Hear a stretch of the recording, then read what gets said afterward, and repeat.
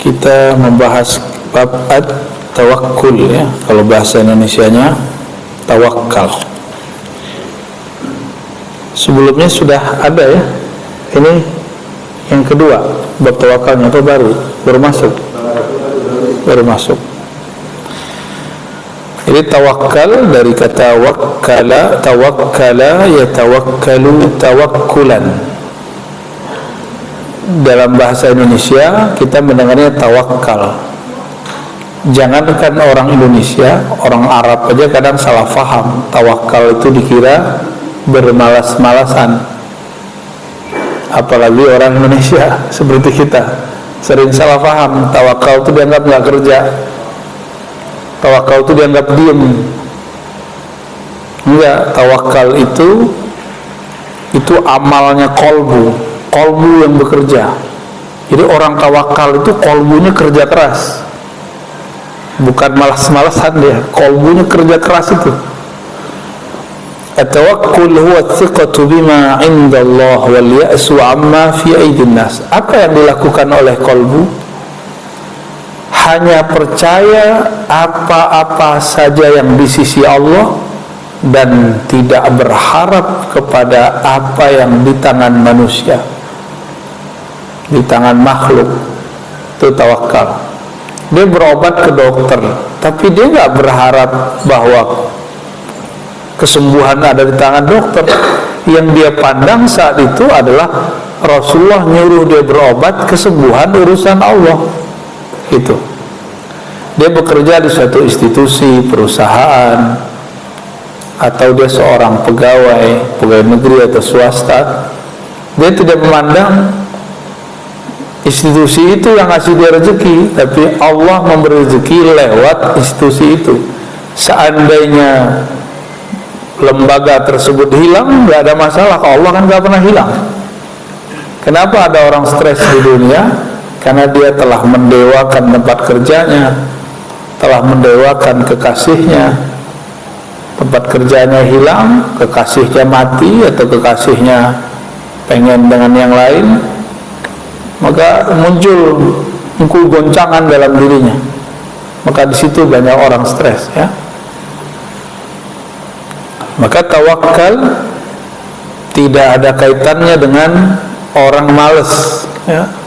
Justru orang tawakal itu kolbunya kerja keras.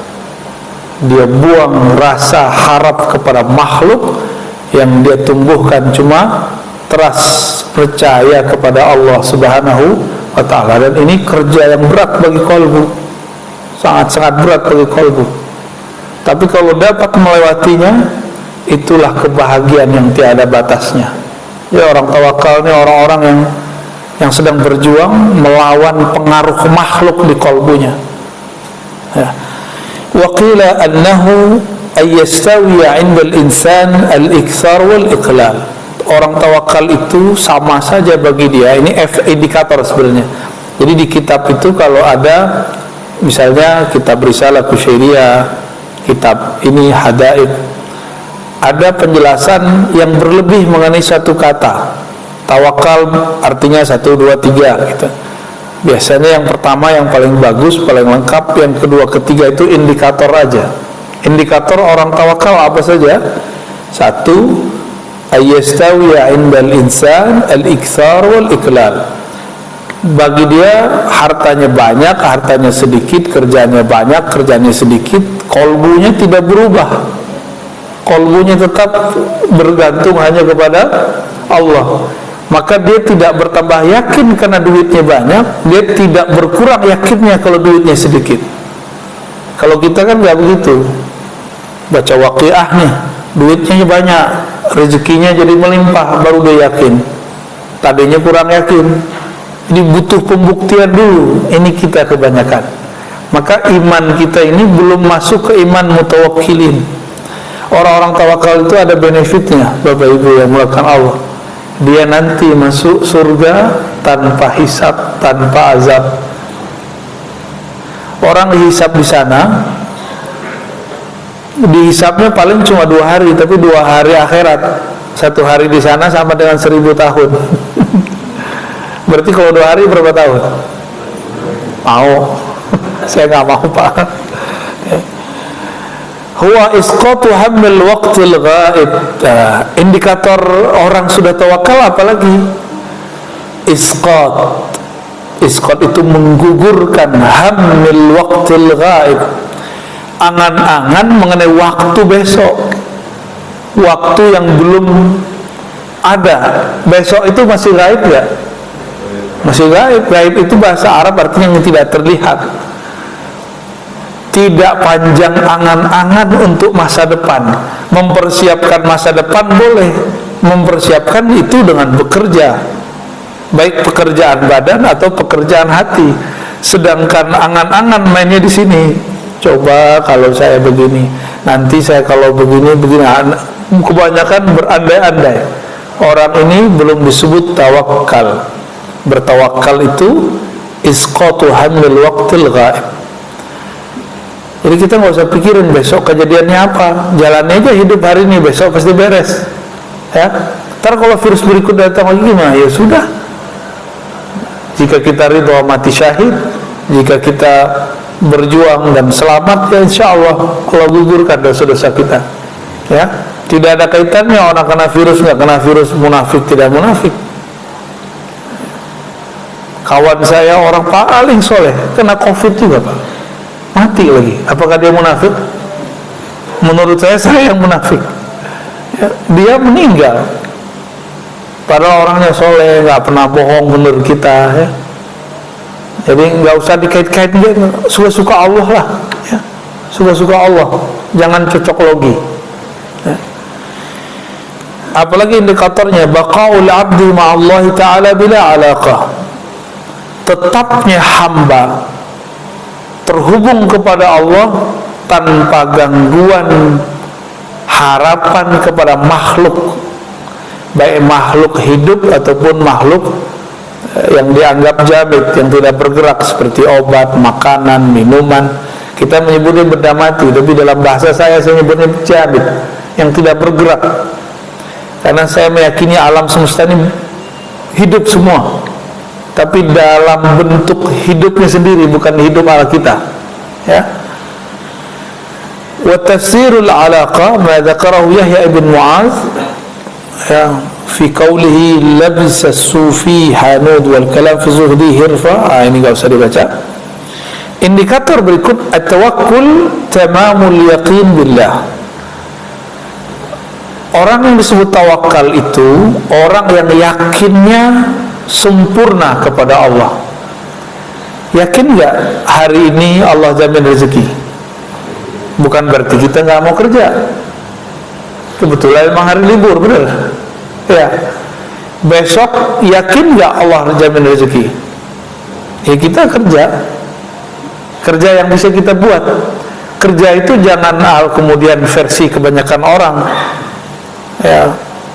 Kalau mohon maaf ya, kebanyakan kita kan berpikir sibuk, yang penting sibuk, tapi duitnya nggak jelas. Nggak itu yang penting sebenarnya hasilnya.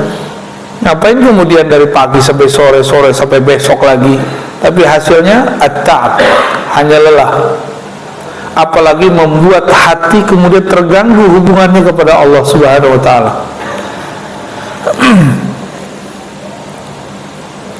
Yakin itu cara menumbuhkannya gimana? Yang banyak orang nanya, gimana cara numbuhin yakin?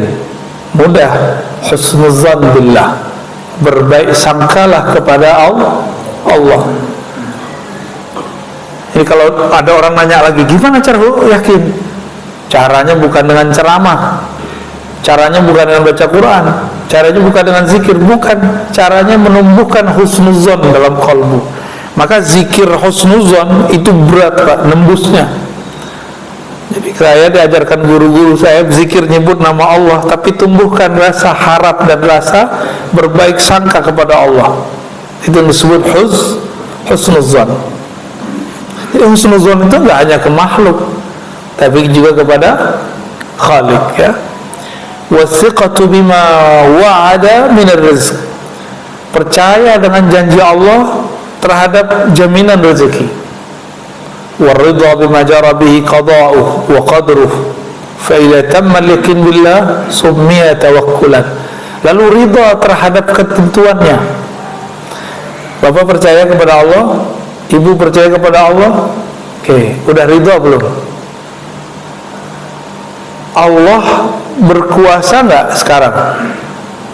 Sebelum pandemi, saat pandemi, sekarang ini, pandemi itu Allah yang buat nggak? Yang ciptain nggak? Allah juga yang ciptain. Semuanya Allah yang buat. Kita yang nyalain orang. Allah izin nggak pandemi ini? Izin. Terus ridho nggak? Ridho nggak Pak? Ya, kayaknya susah ya. Karena kurang ridho, kuranglah yakin. Maka orang-orang yang yakin itu hidupnya penuh dengan keridhaan, kerelaan, lapang dadanya. Ya, fa idza tammal yaqin billah summiya tawakkulan. Kalau yakinnya sudah lengkap, pertama husnuzon, yang kedua percaya dengan janji jaminan Allah, yang ketiga ridha dengan ketentuan Allah. Ada tiga itu. Orang ini baru disebut tawakkul, bertawakal. Tawakkala yatawakkalu, menyerahkan urusan kepada Allah. Saya nih misalnya seorang direktur, misal saya nggak bisa datang, saya lagi mau umroh, saya serahkan kepada mungkin GM-nya, pakai surat misalnya, saya percayakan kepada dia. Kalau sudah dipercayakan, kita nggak ngerecokin lagi. Nah, ini nestapa anak-anak orang kaya, anak-anak pengusaha. Anaknya masih dianggap anak kecil, padahal udah gede. Akhirnya ketika anaknya berusaha, direcokin terus sama bapaknya. Oh nggak begini diatur. Tapi dengan ala tahun waktu dia masih muda, padahal zaman sudah berubah. Nah ini bagi kawan-kawan yang perusahaannya perusahaan keluarga, usaha-usaha keluarga biasanya menghadapi itu. Kita mau nyerahin ke anak, mewarisi kepada anak, tapi kita nggak benar-benar mempercayakan kepada dia, gitu. Maka orang-orang ini belum disebut menyerahkan. Maka tawakul itu artinya penyerahan total kepada Allah secara ruhiyah. Secara ruhiyah. Adapun secara zahir, secara penampakan lahiriah, dia tetap terlihat berusaha, tetap terlihat berobat kalau sakit, dan lain sebagainya. وقيل التوكل بداية وهو صفة المؤمنين وتسليم واسطة وهو صفة الأولياء وتفويض نهاية وصفة خواص الخواص. Ada lagi ungkapan tawakal itu ada levelnya, ada penyerahan biasa, ya udahlah terserah Allah lah. Ini sifat orang beriman, tapi baru makom pertama, tawakal versi pertama. Tawakal level kedua, at-taslim wasitah, yaitu dengan taslim. Taslim itu bukan lagi sekedar ngomong wah saya berserah, tapi sudah mulai kepada kepasrahan. Taslim itu memasrahkan kepada Allah Subhanahu wa ta'ala, tapi kepasrahannya belum total, masih level kolbunya. Tapi ini sudah wali, Pak. Kebanyakan wali levelnya di sini. Makanya wali itu ada dua model, ada wali am, ada wali khas. Wali umum, ada wali khas. Wali yang spesial. Inilah at-tafwid. Dia tidak hanya berserah dengan kolbunya, tapi sudah dengan ruhnya. Maka geraknya dia itu atas geraknya Allah Subhanahu wa ta'ala. Faqad madaha Allah Ta'ala tawakkul wa hatha alayhi wa yatawakkal Allah fa huwa hasbuh. Ya. Secara umum di surat At-Talaq kasusnya di situ perceraian. Tapi ayat ini bersifat umum.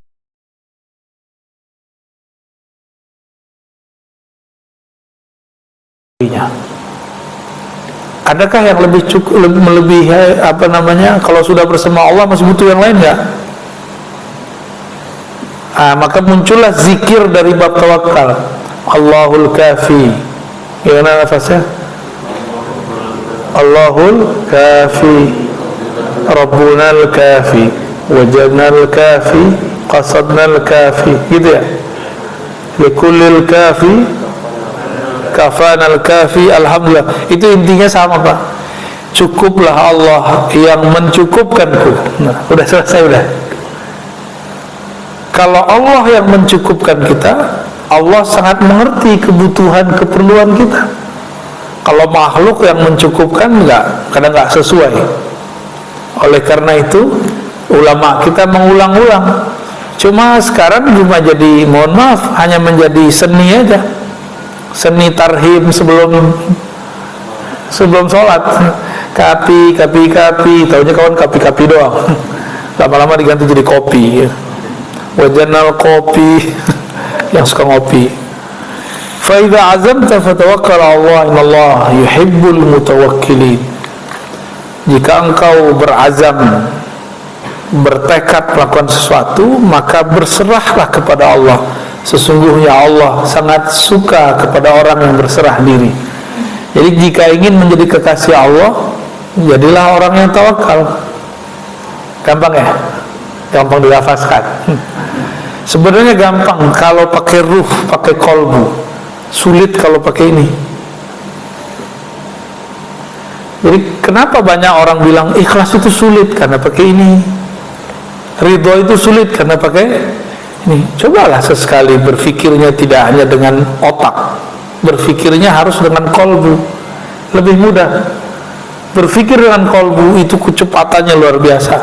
Apalagi dengan ruh, dengan ruhani, itu lebih cepat lagi. Wa qala an-nabiy sallallahu alaihi wasallam at-tawakkul nisful ibadah wa du'a nisfuha. Ya. Hadis ini tidak sahih, saya enggak usah terjemahkan. Kita baca yang hasan, ya, yang sahih yang ini. Lau tawakkaltum 'ala Allah taala haqqa tawakkulihi. Seandainya kamu bertawakal, berserah diri, pasrah kepada Allah, saya garis bawahi, di dalam qalbumu, bukan berarti dia malas-malasan. La razaqakum kama turzaqut tayru taghdu khimasan wa taruhu bitanan. Seandainya kamu berserah diri kepada Allah di dalam hatimu, haqqa tawakkuli, dengan tawakal yang sebenar-benarnya, la razaqakum, dia akan memberimu rezeki seperti burung diberi rezeki tanpa perlu bekerja di suatu perusahaan, satu lembaga. Berangkat perutnya kosong, khimasan, pulang perutnya kenyang. Itu burung mikirin nggak besok pagi makan apa? Enggak, dia nggak mikirin. Jadi kita ini tawakalnya kalah sama burung. Kita udah mikirin besok makan apa ya, besok makan apa ya. Ya itulah manusia, ya. Wa qala Luqman li ibnihi, ya bunay, inna dunya bahrun amiq qad ghariqa fihi katsirun minan nas. Wahai ananda, kata Luqman, wahai anakku, dunia itu seperti lautan yang dalam, yang mana banyak manusia yang sudah tenggelam dalam dunia bekerja, benar, tenggelam dalam dunia rumah tangga, urus anak, khidmat kepada suami mencarikan nafkah. Itu yang disebut bahrun amik. Faltakun safinatuka fiha taqwallah, maka jadikanlah kapalmu, yaitu kendaraanmu, takwa kepada Allah. Wa syira'uha tawakkul 'ala Allah, lalu perjalanannya penuh dengan tawakal kepada Allah.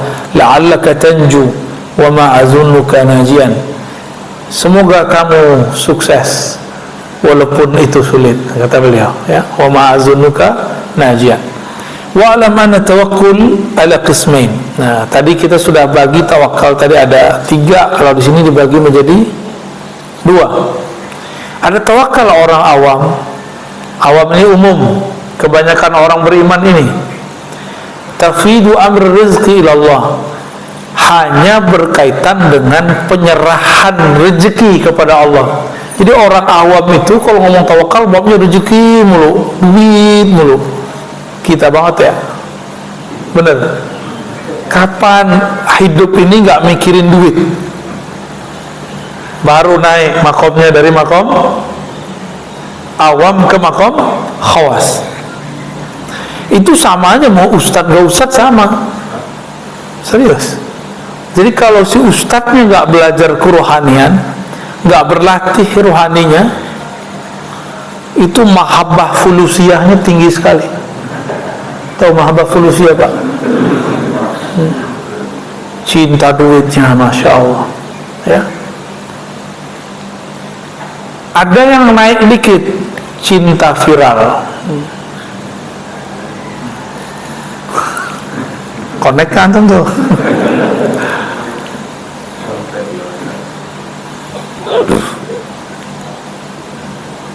Orang kalau cinta viral itu gampang tersinggung, Pak. Gampang tersinggung sama yang ngundang. Jadi misalnya nih, pas datang masjidnya kok kecil, apa ini? Pergi lagi dia, bersinggungan. Atau fotonya digandeng dengan orang lain, tersinggung lagi. Itu kalau orang mahabbah al-firaliyah. Bahasa Arabnya mahabbatus syuhrah, cinta viral. Dan itu penyakit yang muncul di kalangan ahli-ahli dakwah, karena dia belum membenamkan egonya sebelum berdakwah. Kita wajib membakar dulu ego kita, kita benamin dulu sebelum kita berdakwah. Dakwahi dulu diri sendiri, baru dakwahi orang lain, ya, supaya nggak baperan. Banyak baperan, begitu banyak. Belum lagi dai yang merasa lapaknya diambil. Benar, Pak, serius. Jadi saya ketemu seorang ustadz, dikata-katain oleh ustadz senior. Si ustadz muda ini baru pulang dari luar negeri, dari pesantren.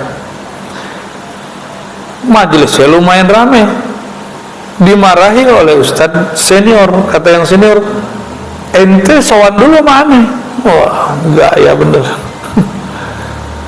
Izin dulu dong sama gua, ini wilayah gua nih, ya. Kayak preman aja ya, preman ustadz. Membuka-buka majelis aja, lapor dulu sama kita. Masya Allah, itu bukan 1-2 tempat, Pak, banyak sekali. Itu preman dari ustadz begitu, ya. Masih mending. Nah, ada lagi level lain. Bapak nih jurusan hukum fikih. Terus datanglah seseorang masih muda, dia juga bisa berbicara hukum, tapi jurusannya bukan jurusan hukum. Ternyata dia cuma tamatan pesantren. Kata orang yang jurusan hukum ini, kamu jangan ambil materi saya dong, itu kan materi saya yang kuliahnya hukum, kamu kan bukan. Saya aja ngajar, kamu gak usah. Wah, itu udah banyak, Pak, ya. Jangan ambil dong bagian saya, gitu. Nah, ini akibat tidak membenamkan egonya sebelum dakwah. Maka dalam kitab Ibnu Athaillah disebutkan, udfun wujudaka fi ardil khumul, benamkan dulu wujud sombong di ardil khumul, di tanah ketawaduan, gitu maksudnya. Khumul itu nggak kelihatan sama orang, mastur, sehingga nanti sama aja rasanya, mau terkenal nggak terkenal sama, mau viral nggak viral sama. Karena dia kemudian bukan menjadi hamba syuhrah, hamba kemasyhuran. Dia bukan jadi hamba yang juga pengen sembunyi-sembunyi, enggak. Bagi dia sembunyi tidak sembunyi sama, Allahnya sama kan? Allah Tuhannya orang yang sembunyi dengan orang yang nggak sembunyi sama nggak? Maka wali itu nggak mesti diam-diam. Wali itu ada yang terkenal, cuma nggak banyak. Karena banyak orang pengen terkenal jadi wali, dia bukan wali. Wali murid sih ya. Nah, ini catatan saya terhadap diri saya sendiri dan dunia dakwah.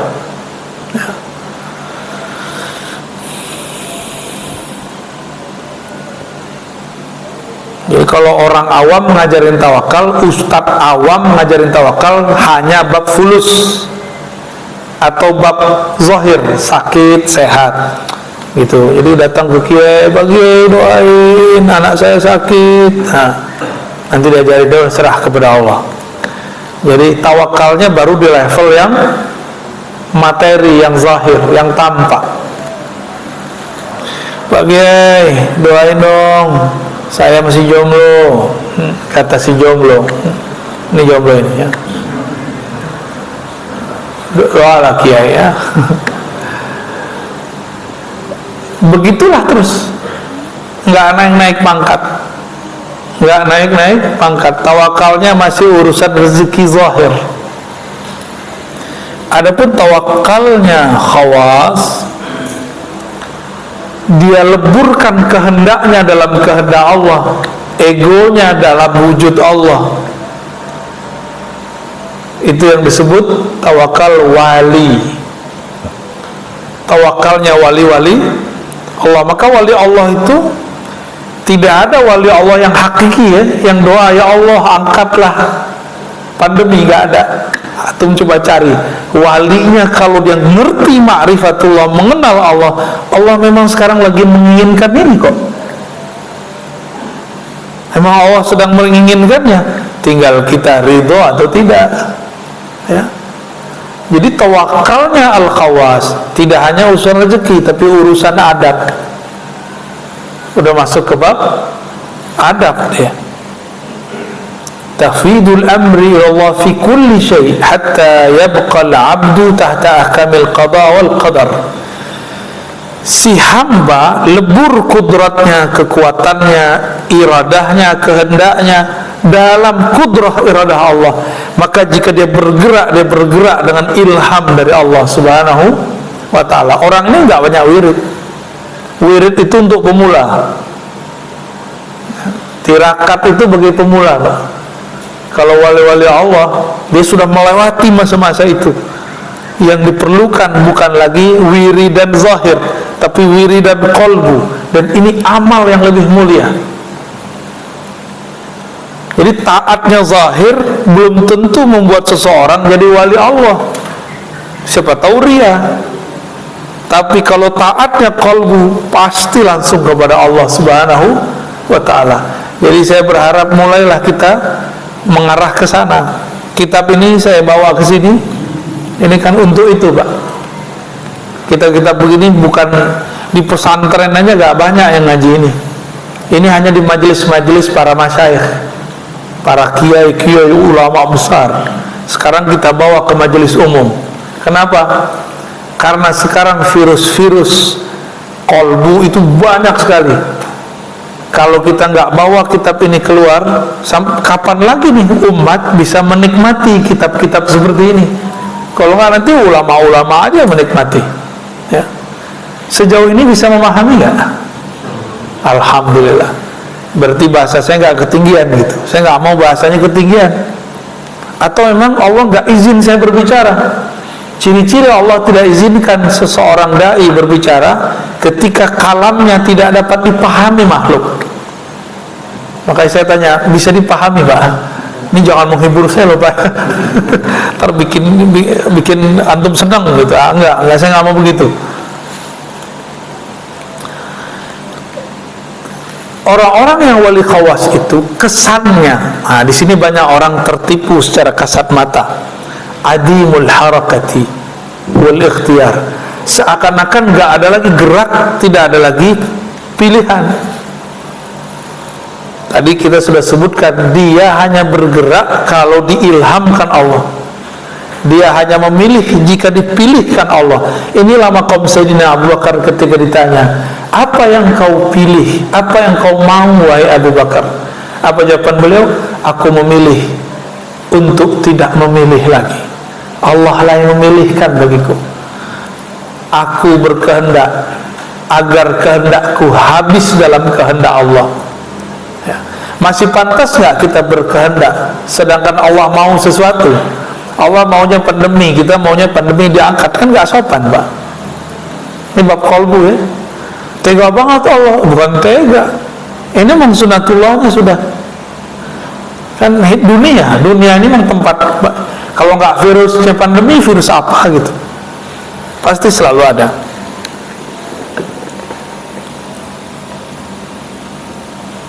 Nah, maksudnya apa? Adamul harakati bil badan.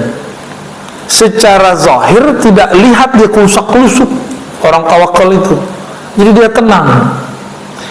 Wa adamul ikhtiyar bil qalb, dan tidak memilih itu di kolbunya. Jadi ada dua hal, ya, gerak pada badan, pilihan pada kolbu. Jadi mereka bukan lagi wali hamba-hamba Allah yang sibuk di badan dan kolbunya. Ini sudah masuk ke dalam ruhnya. Ya. Fa in waqa'a fi qalbihi al-harakah kana mutaharrikan billah. Ya. Jika masuk gerak dalam kolbunya, dia bergerak dengan gerak Allah. Jika diam, dia diam dengan ilham dari Allah Subhanahu wa ta'ala. Inilah yang ditunjukkan, dicontohkan oleh Syekh Ibnu Syamsuddin, seorang ahli ma'rifatullah yang menjadi guru Muhammad Khan yang belakangan disebut Muhammad Al-Fatih. Muhammad Al-Fatih ini sebelum itu dia namanya Mehmed Khan gitu ya. Sultan Mehmed ini dia berambisi mau mengalahkan Rom pakai nafsu, tapi semua strategi dia kalah, semua siasat dia hancur. Padahal dia sudah panggil panglima berbintang. Gurunya bilang, tunggulah, tunggu isyaratnya keluar. Dia nggak mau. Gua mau sekarang. Yang sultan kan saya, kamu bukan sultan. Tapi karena beliau dapat isyarat, gurunya ini tetap bermunajat, mencari tempat di mana dia akan munajat. Dapat isyarat lah atau ilham dari Allah. Apa ilhamnya? Bahwa di sana, di suatu tempat di Istanbul itu ada satu makom, adalah makom sahabat Nabi, pewakaf masjid namanya Abu Ayyub Al-Ansari, yang sekarang disebut nama tempatnya Masjid Ayyubiyah. Masjid Ayyubiyah. Yang pernah ke sana paham kali maksud saya ya. Jadi Ibnu Syamsuddin, seorang mursyid, dia bilang, tunggu, saya nunggu ilham. Bergerak, kita digerakkan Allah, bukan kita lagi yang bergerak dengan ego, tapi Allah lah yang menggerakkannya. Ya, sampai udah kalah berkali-kali, udah 5 kali strategi lebih barangkali. Muhammad Khan Sultan di saat itu marah, dia carilah gurunya. Itu di kemah kecil. Dalam kemah itu beliau sedang munajat, tapi Muhammad Khan gak sabar. Dia ambil pedang yang tajam, dia kemudian bongkar tempat istirahat gurunya. Ternyata ketika dibongkar, dia kaget, gurunya sedang sujud. Sujudnya panjang sekali. Melihat lagi sujud, dia langsung diam, tapi masih gergetan. Guru gua kok sujud mulu kerjaannya, kapan perangnya nih? Wah, kan banyak anak muda kan begitu ya, pengajian mulu, kapan perangnya nih? Ini udah gatal mau jihad nih. Anak muda biasa. Emang dia kira jihad itu semudah itu? Jihad itu kalau nggak pakai ruh jadi jahat. Udah kedua aja Pak ya, mau jihad apa jahat? Kalau jihad dia harus dengan kemurnian rohani. Udah ada waktu sekitar 1 jam baru naik kepalanya, ternyata tempat sujudnya sudah basah. Baru turun isyaratnya. Beliau kemudian baca Assalamualaikum kiri kanan, kanan kiri. Ibn Syamsuddin mengatakan, wahai Ananda Sultan, detik ini berangkatlah. Insya Allah, Allah membersamai perjuanganmu. Bengong ya, ini yang gue tunggu-tunggu nih. Tapi di saat itu, karena dia melihat gurunya sujud lama, egonya pun ikut kemudian tenang.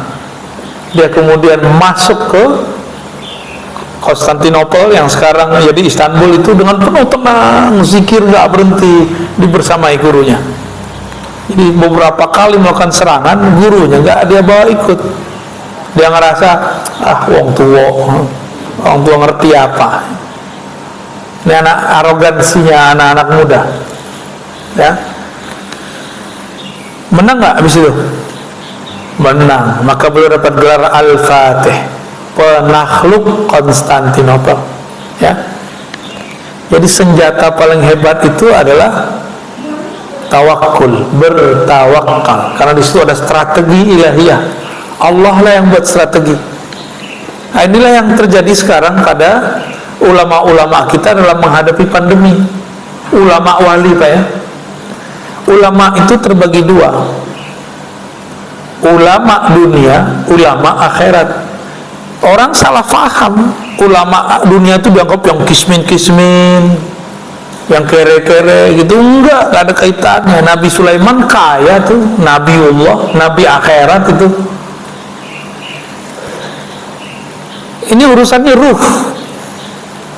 Ulama dunia yang di kolbunya ada dunia, itu disebut ulama dunia. Bukan di tangannya ada dunia.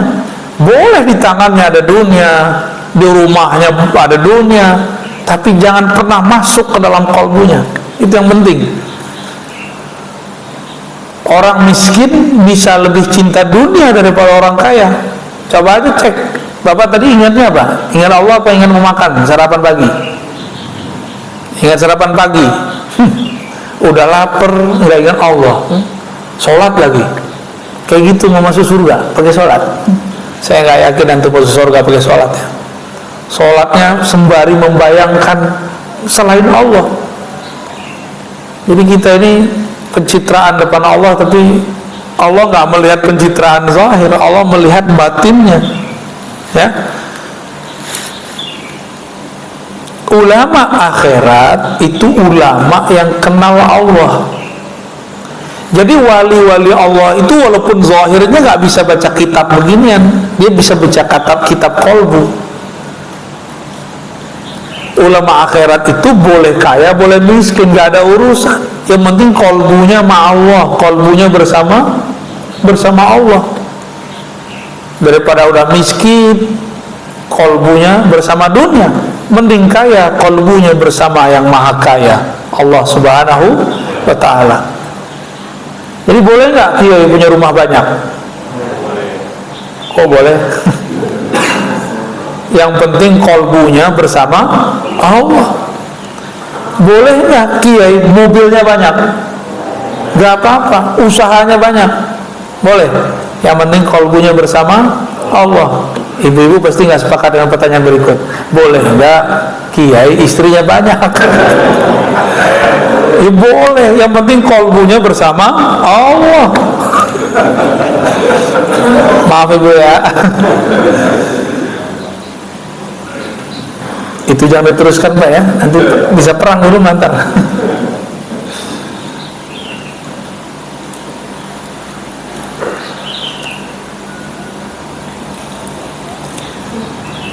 Contoh tawakal kalau dalam kisah-kisah Quran, masih ingat Nabiullah Ibrahim?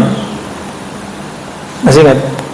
Nabi Ibrahim waktu dilempar ke dalam api, siapa yang datang? Malaikat datang. Yang datang bukan malaikat biasa, yang datang pemimpin malaikat luar biasa, Sayyidina Jibril. Beliau menawarkan bantuan. Itu kalau Sayyidina Jibril ngeluarin sayapnya satu aja Pak, ketutup negeri Namrud. Raja Namrud mau negerinya hancur semua, cukup begini nih. Karena sayap dia itu luar biasa sekali. Tapi Sayyidina Ibrahim nggak mau, karena itu melanggar kode etik nubuat. Jadi nabi-nabi itu walaupun doanya mustajab, dia nggak boleh mengeluarkannya di dunia. Kata Rasulullah SAW, inni khaba'tu, aku menyembunyikan doa-doa mustajabku. Nggak boleh sembarangan pakai. Untuk apa? Beliau sembunyikan untuk nanti, sekarang akhir zaman dan nanti di padang mahsyar. Coba kalau Nabi Muhammad pakai hak beliau seperti Nabi Nuh.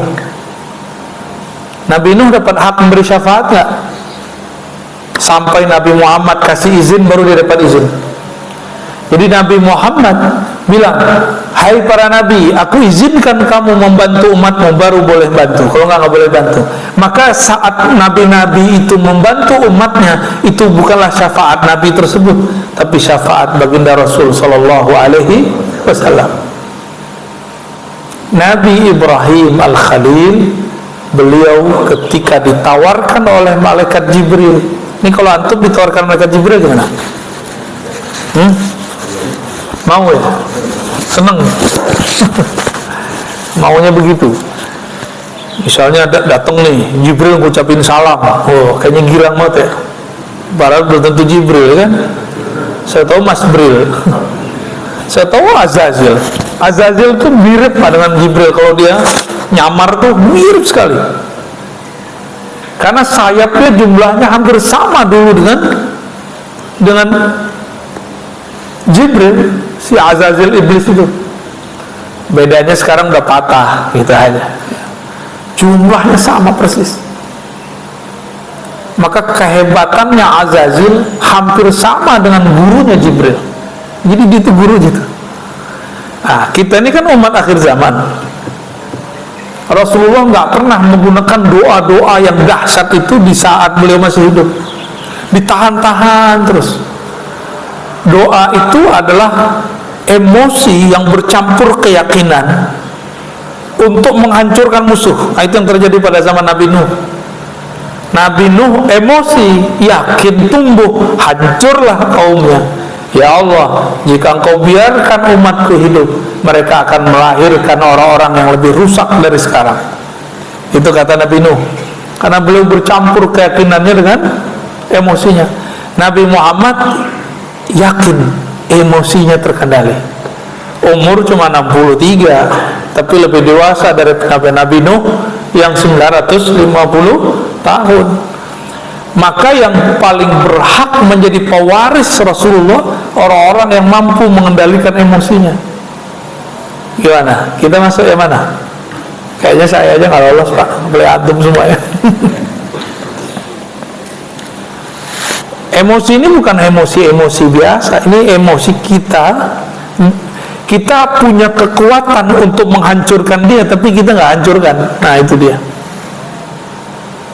Pernah nggak punya kesempatan mau menghancurkan orang, tapi kita nggak lakukan? Ah, berarti antum dimensi rohaninya sudah mulai bagus. Itu cuma umat Nabi Muhammad yang bisa begitu. Umat terdahulu hampir semuanya nggak ada. Nabinya aja nggak ada yang sabar kok. Jadi sesabar-sabarnya Nabi terdahulu, itu jauh lebih sabar Nabi kita Muhammad Sallallahu Alaihi Wasallam.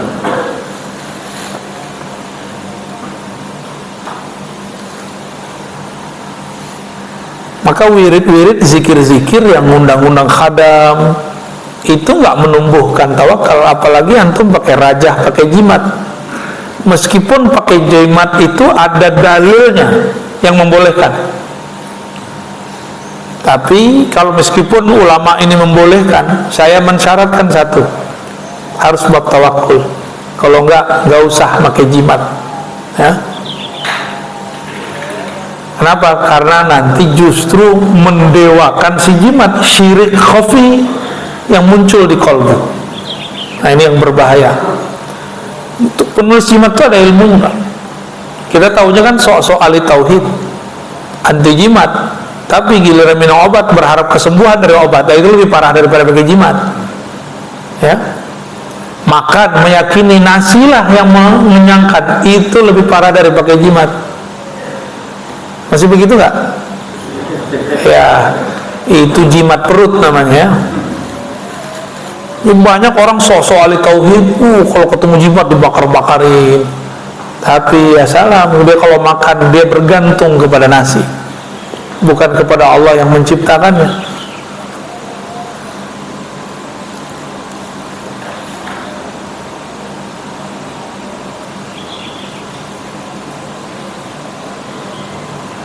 Wah, udah jam 6, udah 10, Pak. Lanjut. Atau cukup?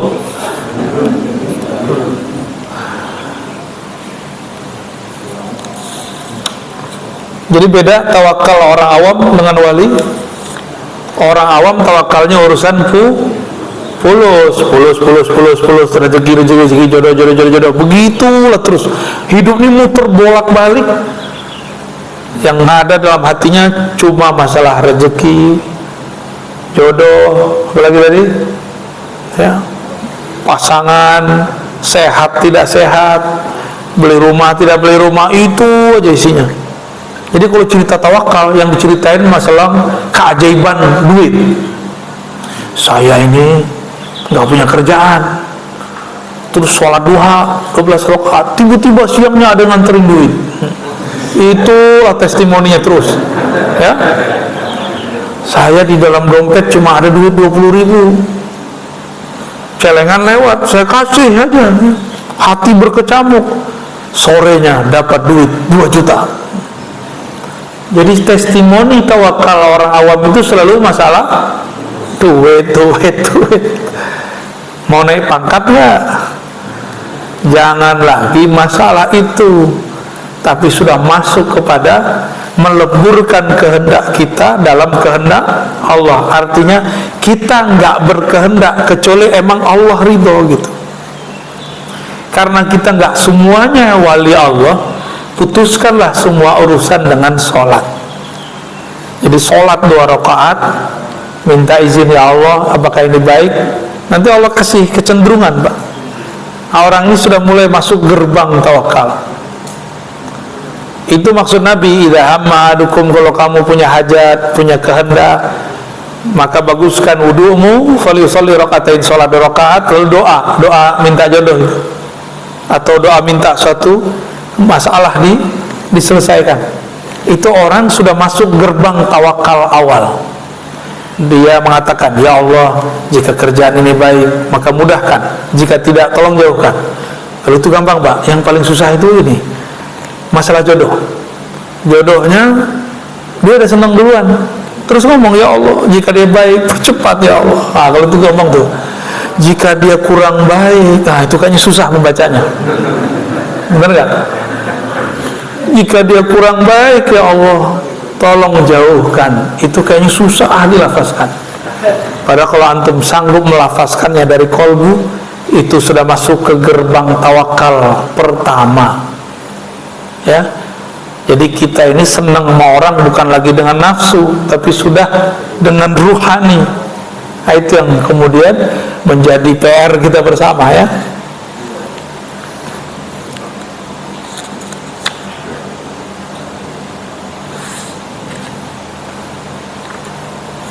Udahlah ya, kebanyakan.